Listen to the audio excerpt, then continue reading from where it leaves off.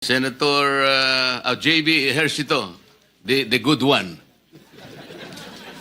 Senator Jingo Estrada, the bad one came at 9:09.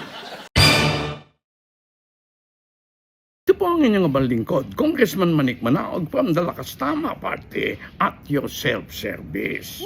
Oy, may plus report tayo mga kabayan. Nahuli na ang senador na binansagang the bad one. At dahil siya'y sanay sa shooting, take 3 ang nangyaring ito sa kanyang paghuli at saka kasuhan. Ayan, take 3. Ang tanong, sino pa ang susunod? Di yan sa majority 13 na yan. Di ba sinabi ko sa inyo?